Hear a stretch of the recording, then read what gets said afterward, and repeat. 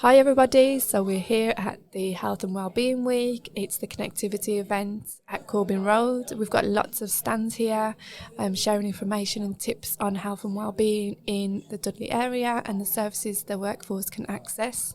I'm being asked, what do you do in and outside of work to look after your wellbeing? So inside of work, I'm really conscious of making sure I take my lunch break. Sometimes I will eat my lunch outside, get some fresh air. I like to take a break in the morning just to grab a coffee or a tea, stretch my legs a little bit because sometimes sitting at the desk all day can be a little bit draining. And outside of work, I really enjoy going to the gym. I like to cook, get the children involved with cooking, and then I also like to watch some crime documentaries. And I also like to just go out and socialise, like going out for dinner, going out for drinks on the weekend, anything really to take my mind off work and just to relax. So any top tips for exploring children and young people's health and well-being? I think it really comes down to conversation, communication and relationship building. It's taking that time to sit and talk to the children and young people that we're working with, checking in with them, how are you feeling? Sometimes they're not really open and honest if they're feeling low, but again, going back to that relationship, you'll be able to pick up if they're feeling a little bit low. And it's taking time to just unpick it with them. What's been going on this morning? Or if they do tell you that they're not feeling too great, it's what's happened, why are you feeling like that? Just being really empathetic. And for children, they can stress and worry about the littlest thing, and it really can affect them a lot more than it would affect us when we're listening to some of their worries, which might seem trivial, but it's making sure we take the time to explore it with them and make them realise what they're feeling is really valid, and we need to put the support in where we can. So what I do to help and look after my wellbeing in and out of work is I do a lot of walking. I like to find new places. I don't like going back on myself kind of thing, so I make it like a big loop. I like crafting. I do a lot of random things like arm knitting or crocheting or things like that. I can never do it again after I've done it, but I do like to do it as like a bit of a crafting. And yeah. So what I do to look after my well-being will start with inside of work. I feel like it's good speaking with social workers. I feel that having friends who are also social workers it's easier to understand sort of what's going on with yourself. So when I kind of speak to like my parents or my outside social worker friends, I find it quite difficult because they don't really understand what's going on. So I feel that developing sort of friendship groups with social workers, I find that really helpful. Being in work, I take a lot of breaks, short breaks. I feel sitting on your laptop for 8 hours in one go is not good. So take a lot of short, often breaks. Outside of work, it's probably quite niche to say, but exercise. I think everyone's going to kind of say that, but I play a lot of football, so I feel that's probably what looks after my well-being the most. But yeah, just keep busy outside of work. Don't ponder on stuff when you go home. Top tips for exploring children and young people's health and well-being.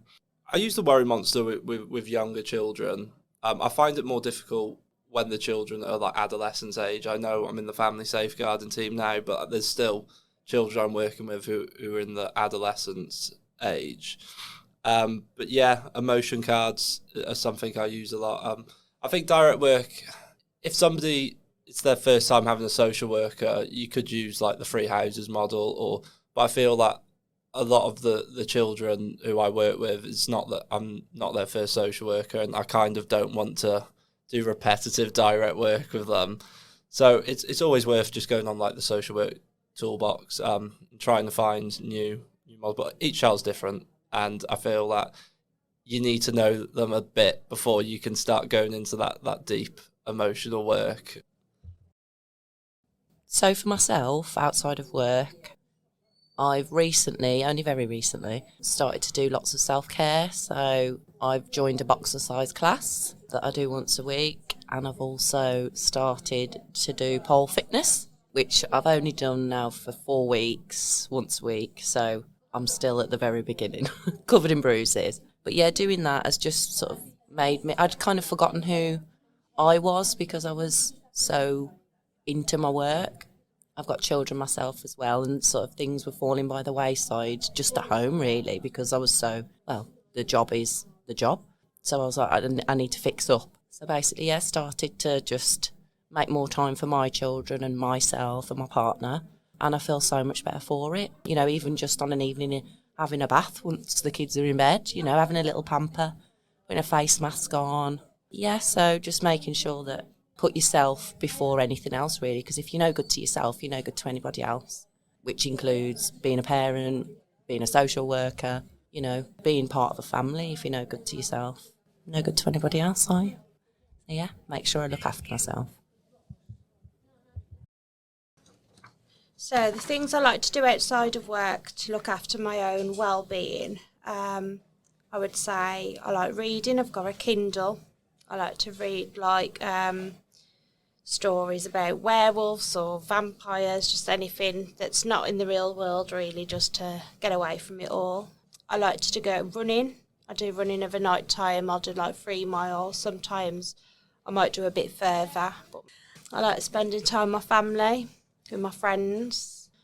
With exploring children and young people's health and well-being, I sometimes use the emotion cards. Sometimes with one young person, I've also done like play of dolls and stuff like that. So we talk about the dolls' health and well-being and explore how the children are feeling through the play of dolls. I also use a lot of resources from the Social Work Toolkit online because they're all free. So there's a lot of like templates you can print off and just use them to guide you really on there. I know there's one called All About Me, and it just starts breaking the ice with the children, and then you can just start exploring different areas from there. So what do I do in and outside of work to look after my well-being? I usually engage in quite a lot of physical activities, so stuff like jogging, gym. That's what I mainly do. Any top tips for exploring children and young people's health and well-being? I have in the past used the Worry Monster for the slightly younger children, and for the slightly older children, like around the 9-10-year-olds, I have been using the treasure deck with them, the trauma treasure deck. So I do believe that having a healthy work-life balance is really important. And I admit that I don't always take time out when I'm in the office to have that time to myself away from the desk. Some of the things that I've been trying to do is walk around the building a little bit more, talking to people, stepping away from the desk. We've had conversations in the office with colleagues around potentially going out for a walk. So these are things that I'd like to start doing a bit more. When I'm working from home, I'm a bit better about it, and I'll make sure I take a break away from the desk. Even if it's going and putting a washing machine on or hanging out some clothes, it's that little breakaway. Outside of work completely, I do like to just really try to switch off as much as possible, spend time with the family. I like to exercise. I've got back into that recently, and that really has boosted my mood. So I do think it's really important to do these things, have that balance. In terms of supporting children and people, in terms of their health and well-being, I think direct work and using a range of direct work is so important.